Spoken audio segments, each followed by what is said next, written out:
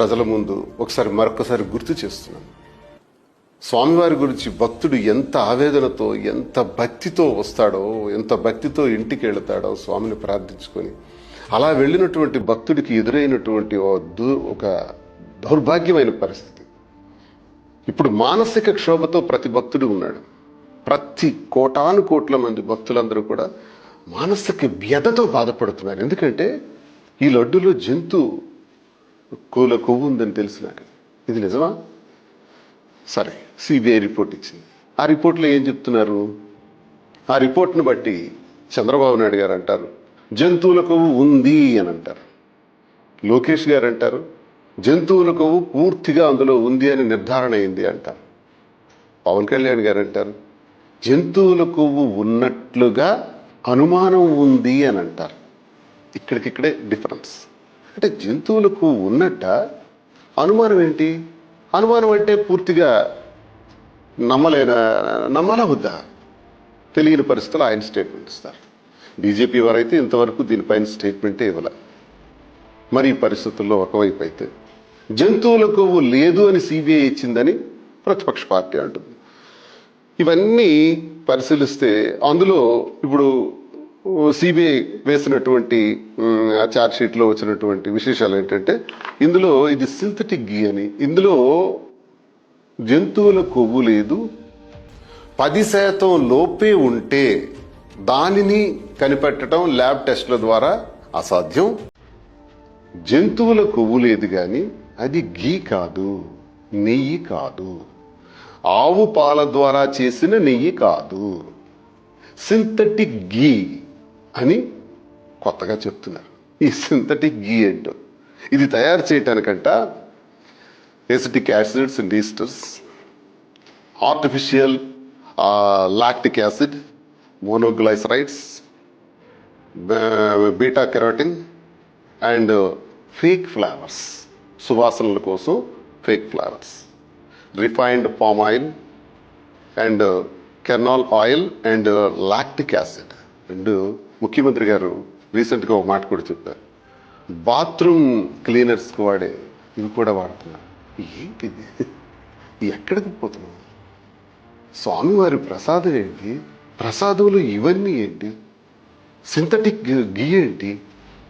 అసలు ఒళ్ళు గగురు పొడుస్తుంది, భయం వేస్తుంది. అసలు ఎక్కడున్నాం మనం? ఇది లడ్డుగా పెడుతున్నారా? ఇది నిజమా? సిబిఐ ఇది వేసిందా? అది కూడా 2014 సంవత్సరం నుంచి 2019 సంవత్సరం నుంచి 24 వరకు జరిగిందని ముఖ్యమంత్రి గారు అంటారు. ఆపోజిషన్లో లేదు, అది జరగలేదు అని, అందులో జంతువుల యొక్క కొవ్వు లేదని సిబిఐ రిపోర్ట్ ఇచ్చింది అంటారు. ఇవన్నీ పరిశీలిస్తే ఇందులో ఇది గీ కాదు అని అంటున్నారు. సింథటిక్ గీ అంట, పాముల ఆయిల్ ద్వారా తయారు చేసినటువంటి సింథటిక్ గీ అంట. ఈ గీని వాడుతున్నారంట.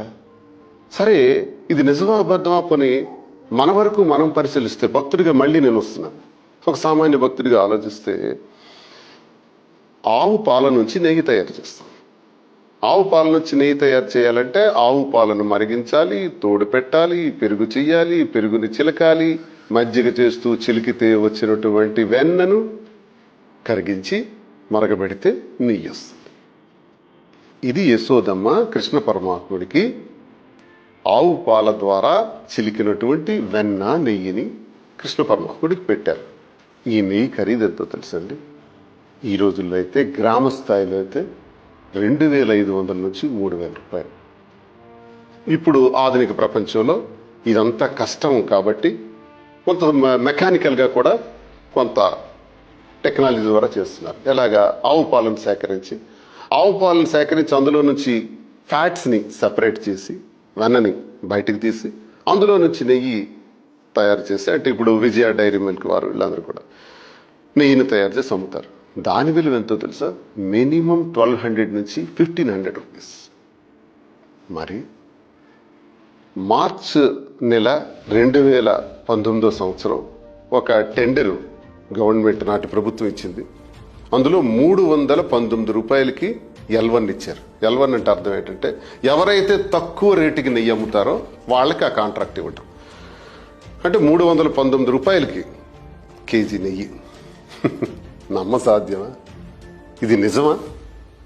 319 రూపాయలకి నెయ్యి దొరుకుతుందా? 319 రూపాయలకి నెయ్యి కొనుగోలు చేసి ఒక రోజుకి నెయ్యి ఎంత అవసరం ఉంటుందంటే 15,000 నుంచి 18,000 కేజీల వరకు అవసరం ఉంటుంది. ఈ రకంగా ఈ నెయ్యిని సేకరించి లడ్లు తయారు చేశారంట. ఈ లడ్లలో ఇలాంటి అవశేషాలన్నీ కూడా ఉన్నాయంట. ఒక భక్తుడిగా స్వామివారి వద్దకు వెళ్ళి వారి పాదాలను సందర్శించి ఎంతో భక్తితో తిరిగి వచ్చి ఆ లడ్డూను ఎంతో పవిత్రమైనదిగా స్వీకరిస్తున్న సందర్భంలో ఆ లడ్డూలు ఇవన్నీ ఉన్నాయని తెలిసిన తర్వాత ఎంతో నిష్ఠాగరిష్ఠుడిగా తిరుపతికి వచ్చి దర్శనం చేసుకున్నటువంటి భక్తుడికి ఈ లడ్డూలో నేను జంతువుల కొవ్వు లేకపోతే సింథటిక్ గీతో నేను తింటున్నాను ఈ లడ్డూ అన్నది ఎంత బాధను కలిగిస్తుంది, ఎంత మనస్తాపాన్ని కలిగిస్తుంది. ఒక హిందువుగా ఇవన్నీ జరుగుతుంటే చూస్తుంటే ఎంత బాధేస్తుంది. మరి ఇలాంటి సందర్భంలో దీన్ని ఎవరిని అనాలి? ప్రభుత్వాలనా? ఎవరి గురించి మాట్లాడాలి? దీనిపైన ఎవరిని మనం పాయింట్ బ్లాంక్గా మాట్లాడాలి? నాకు అనిపిస్తుంది తిరుపతిని 200 సంవత్సరాల పాటు భారతదేశాన్ని ఆక్రమించుకొని 200 ఏళ్ళు కైవసం చేసుకున్న బ్రిటిష్ వారు కూడా తిరుపతిని తాకలేదు. బోర్డు ఏర్పాటు చేసింది కూడా బ్రిటిష్ వాడు. అంత పవిత్రమైన స్థలంగా ఇది ప్రపంచ చరిత్రగాంచినటువంటి దేవాలయం. ఏడాదికి 5 కోట్ల మంది భక్తులు విచ్చేసినటువంటి దేవాలయం. ఒకే ద్వారం, వెళ్లే ద్వారం, వచ్చే ద్వారం ఒకటే. ఇంత ప్రతిష్టాత్మకమైనటువంటి దేవాలయంలో ప్రసాదానికి సంబంధించి 2019 నుంచి 24 వరకే మాట్లాడుతూ చెబుతున్నారు. మరి అంతకుముందు ఎప్పుడు జరగలేదా? ఇది ఎప్పుడు ప్రారంభమైంది? ఎక్కడ ప్రారంభమైంది? ఎవరు ప్రారంభించారు? ఏ నాయకుడు, ఏ ప్రభుత్వం వల్ల ఈ దౌర్భాగ్యమైన పరిస్థితులు ప్రారంభమైనాయి? అసలు టీటీడీ ఏం చేస్తుంది?